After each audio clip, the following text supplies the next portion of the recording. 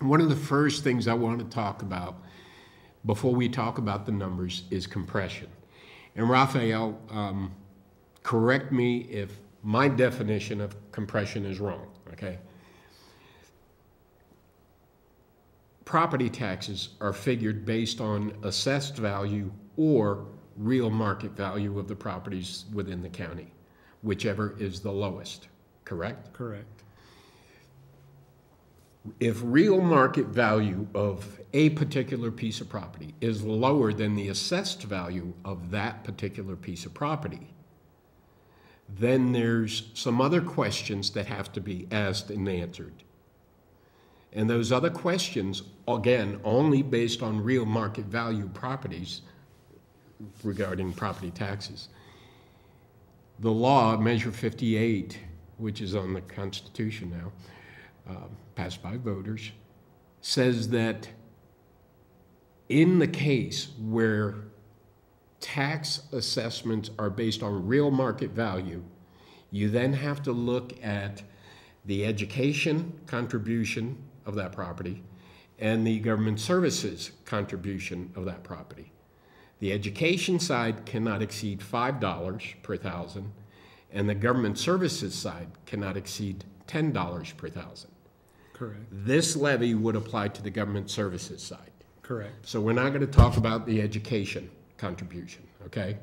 So, and when we talk about government services, we're talking about the permanent tax rate of the county and all of the, let's call them voluntary taxes imposed on the citizens by themselves. And that would be things like the library district, the city of Klamath Falls, Fire district. vector control, fire district 1, and on and on and on. Correct. All of those things fall in the category of government services. So for those properties whose real market values are lower than assessed values, your office will then, via computer, check to see if the government services side exceeds $10. Correct. And if it does exceed $10, it will reduce all of the taxes collected for all of the taxing districts within a code, a tax code, until you hit the $10 mark. Correct. It'll reduce their permanent rate until that $10 mark is met. So, and I know that's complicated. I don't know if I explained it as concisely as it needed to be explained, but You did. Code area is made up of the different taxing districts that each property pays into. these are geographic locations. Correct. Each taxing district has their own boundaries, their own legal descriptions. And wherever that property sits, then we look at what taxing districts they're in, and that makes up a code area. Okay, so let's talk about, and I know that you've got some examples, but let's talk about the passage of this levy. We're talking about a $4.2 million a year levy for 3 years. So we can only look, and it's still a guess, and I realize that, but we can only look 1 year out and even be close to accurate. Correct. Okay. So if we've got a $4.2 million levy based on last year's numbers, because you have no clue what this year's numbers are going to be, based on last year's numbers, how much per thousand would that $4.2 million break down to? You're looking probably a little under $1 Little under per $1. thousand, based on that, again, assessed value from last year. Okay. Now let's go back and talk about compression again. For those homes, for those properties in Klamath County that are being levied taxes based on real market value, because the real market value is lower than the assessed value, that dollar is going to be added to the tax districts of each of the tax codes, and then the compression test will be done. Correct. Does that tax code exceed the $10 limitation on government services, right? Right. Okay.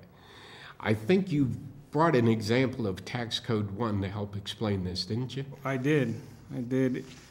We ran some numbers for only Code Area 1, and Code Area 1 has the most amount of accounts out of all the code areas that are subject to compression. By account, are you talking tax lots? Tax lots, Okay. correct. Well, let me back up. It includes all tax lots, utility accounts, manufactured homes, personal property, business accounts. So Code 1 is the biggest as far as number of accounts. Okay. And what we did is we're assuming about a 15% drop in property taxes. And in property values for residential property. And what we did is we took out all the utilities, all the commercial properties, the industrial accounts, and just concentrated on the real property, residential and manufactured homes. And there's roughly about 5,000 accounts in Code 1. 1,000 of those are already in compression. Okay. So 1,000 of those are already being assessed taxes on the real market value, and they're in compression, meaning the government services side is greater than $10. Correct. Okay. Correct. And we did a $1.25 comparison, and adding that amount to the government service districts will put about another 2,000 accounts in compression. Okay. Well, I'm sorry. Let me back up. Doing the 15% reduction in market value would put 2,000 properties in compression. About 1,500 residential lots and about 500 mobile homes accounts. Okay. So, and then you add the $1.25 to the government total. Well, then that means last year, the government total out in Code 1 was 11.8589. So you add $1.25 to that, means to get it down to the $10 limit, there's going to be compression. And according to the compression rules, local option levies are the first ones that are reduced to meet the $10 limit. So what that means is that this levy, if passed, would immediately be reduced, Correct. just due to the state of the economy Correct. and diminishing property values. Correct. So what we did is we did that comparison, the 15% reduction in market value, and it came out to about 60% of the residential lots accounts in this Code 1 would be in compression. 60%. 60%. Now let's extend that thought out. That 60% would mean that the museum levy, recently passed by the voters, probably wouldn't see anything. Correct. And from the residential lots in Code 1. And Southern Oregon, 911, Correct. They would. Klamath Vector, Basin Transit, Fire District 1, the City of Klamath Falls, the Library District, the Urban Renewal District, the Klamath Falls Urban Renewal in Klamath County. Correct. And They would all see a reduction in their budget because of the combined effect of the reduction in property values and the addition of this levy if it passed. correct. Okay. And Joe, if you put that in perspective, the starting tax rate before compression is 15.7354. Today, the compression is with compression is 13.8765. That's the difference today, which is that $1.8589 that Raphael talked about. With the levy at the 97 cents, compression goes to $2.8349. which is divided out amongst all those taxing districts. Yeah. And that totals almost $900,000. Well, and you see, because it's divided proportionately amongst the taxing districts within the code. After the levies have been After reduced. the option levies are reduced first. Correct. If you still haven't hit the $10, then it goes to the permanent districts. Correct. Yeah. So we could be looking at, and it's likely from the scenario you just described, again, the combined effect of the reduction of property values with the addition of this levy, we could be looking at Code 1, the option levies being zeroed out. Pretty much. The museum levy's a nickel. It wouldn't get anything. Correct, that, yeah. And we left the commercial, industrial, and utility accounts. We didn't even mess with those because, again, we have no idea regarding these accounts. And when we ran what $1.25 would raise for residential, commercial, industrial, and utilities for the Code 1, we looked about $870,000 for the $1.25 levy after compression. How many code areas do we have? We have over, I want to say, There are 173. And how many taxing districts do we have? There are, say 70-something, but well, with the urban renewal and everything, there's 93. 93. okay, yeah, including the special. That's right, with the special districts, Districts, there's correct. 93. So we have 173 tax codes and just under 100 taxing districts. That's correct. And the taxing districts, again, they're all established voluntarily by the voters on the ballots with an intended purpose in mind. For example, and I know that you guys ran into some issues with the library folks.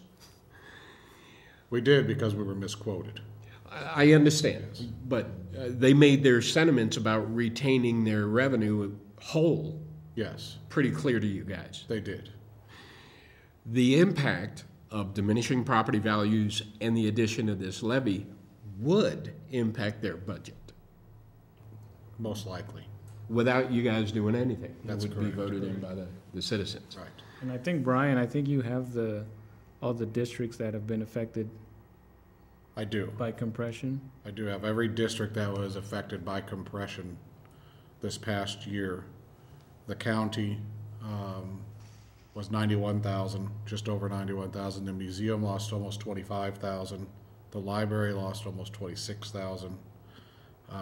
The city of Klamath Falls lost almost 300,000. You can go down, there's a lot of small ones. Klamath Fire District 1 lost 152,000. And then there's a lot of little ones. Basin Transit, 25,000. Klamath Vector, 9,300. So, Did the, you didn't mention Klamath County, were they hit by compression? I'm pretty sure Klamath they County was were. 91,600, yes. And if So- you're projecting a 15% decrease in property values on top of last year, did you work those numbers through? To see what, no, we haven't done that Okay. yet. So we know those would go up. Just- We're looking at, again, if you don't factor in the total effect of compression, just looking at we're looking at a 15% reduction in real market values. Correct. When you examine the $10 rule with those additional properties that'll be assessed on real market value, it's almost impossible at this point to tell what impact that's going to have, additional impact that's going to have on all these taxing districts' budget. Correct. Then when you add the 90 cent to that, if this levy passes, there are additional taxing districts or tax codes that'll be put into compression just because of the levy. Correct. We identified about 6 or 7 different code areas that would be over the $10 limit. Is that the combined effect of the 15% and the 97 or the $1.25, whatever figure you use? It would be actually just adding the $1.25. Okay, so not taking into consideration the 15% reduction in property values. Correct. So it could be much higher than the 7. Well, not necessarily the code areas, those would be over the $10 government limit. There's only, if you add $1.25, there's only like 6 or 7 of those code areas. That would be that close. That would be over the $10 Gotcha. limit. Correct. So it is minimal as far as how much they would go up. Anywhere from 3 cents. The highest one would be at $1.22 over. Is there any way of knowing at this point, if this levy were to pass, how much would this levy lose to compression? Well, It would be just it would be significant. our first run at this today, and this is without any economic changes, it's 1.1 million lost to compression. So that's just out of the 17 taxing districts that are in compression or that would go to compression. So it would lose 1.1 million right now. So, and that's factored into our levy rate, but that is what the loss is. Do you have, where we can present it to the folks watching, the example that you produced of a real case study of compression? Because I think that would be so helpful for the folks watching. No. So Brian, and you're a businessman, Yes, so you're a numbers guy. generally. Have you formulated an opinion based on the numbers that you're now seeing that were not available to you last Thursday? Well, my opinion really hasn't changed. People who have watched our public safety committee meetings know that I have presented some alternatives to levies. Now, that doesn't mean that I've been against levies. It just means that I think that there are other options available that can either help lower levies or replace levies. I'm not going to let you skirt the question. That's okay. I'm going to ask you specifically So- about this levy. If we can get the cooperation that I think we can get, I think there's an alternative to having a levy. There's a lot of ifs there, as you and I have discussed. It would also require us to educate the public on what we're going to be talking about and why I think this community problem can be solved within our community with ourselves. Does it mean that our taxes aren't eventually going to go up someplace or in some way? I can't say that for sure, but what I can say is there are a lot of options for us to do this. Time is not on our side, which is what forced this recommendation to come out. So I agreed with this recommendation for that reason, that time is not on our side. Government moves so slow, and as a business person, it frustrates me to no end. And I understand it and I can accept it, but is the public going to accept it when they see that there are opportunities? I'm not so sure. The details of the alternative that you and I have been talking about for about a month now, because I'm still sold on that. Yes. I'm still sold on that as the best alternative for resolving this issue without taxing our citizens more. And it's why compression in our economy is so important for our citizens and our peers to understand, because the compression issue and our economy helps for our solutions to work better. It actually moves us to a more community-centric solution than just going out and taxing everybody. Yeah, absolutely.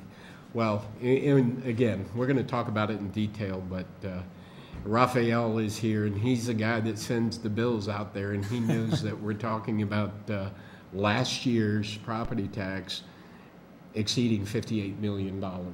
And then we're going to talk about why we can't use that to resolve the issue. But first, I think this would be very helpful for the folks watching to see for themselves in a real case scenario exactly what compression does to the different tax districts that are on the books. So I'm going to turn it back over to you, Raphael, so you can explain this case. During tax time, probably the most that we heard was from citizens saying, our taxes are high enough, you know, we're having a hard time with the economy, and so. That's another big reason why I'm very pessimistic about a levy. So this is an actual property account in Klamath County. As you can see here, here's the assessed value, $317,800, and then the M5 real market value, $317,800. And the reason that they're the same is because in this case, the market value has gone below the assessed value. So this property is paying on market value. So we're going to concentrate on the government districts, which are here. You have Klamath County, the library, urban renewal special levy, the city of Klamath Falls, Fire District 1, Basin Transit, Klamath Vector, 911, the museum levy, and the Klamath Falls urban renewal districts. And that's the column that this levy would be added to. Correct. Yeah. So if you could see here, the total for these permanent rates for these government districts is 11.8589. This column is what the taxes would have been if it was taxed on the assessed value and at the full rate. Okay. So in this case, you take 11.8589, multiply it by the 317,800, would give us $3,768.77. Okay. Now, because it's over the $11, the computer will calculate and do the Measure 5 limitation test. As you can see here in this column, this is what was lost to compression. For the total of the total for all the districts was $590.77. So what they actually paid on, instead of the $3,768, they paid on $3,178, because that is all the districts compressed down to the $10 limit. If we go here to this side, the total tax for this property would have been $5,000. You subtract what it was for the compression loss, and they paid $4,400. Okay, so again, the combined effect of this particular piece of property being assessed taxes on real market value, because real market value for this piece of property is less than assessed value. Correct. Then you went over and did the compression test.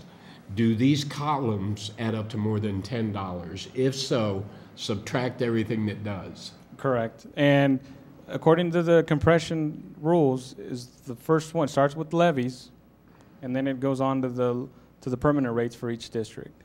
So in this case, the museum levy was one of the first ones to go, and as you can see here, the museum for this property should have paid $15.89. They ended up paying zero. Zero. Correct. Okay. So with compression, the taxes will go down for that property, but it will affect all the districts. If we take this scenario, because it's a real case scenario, we can then multiply it times the number of properties in the community that are operating on real market value in a code that's compressed, or in a code that's greater than $10. Correct.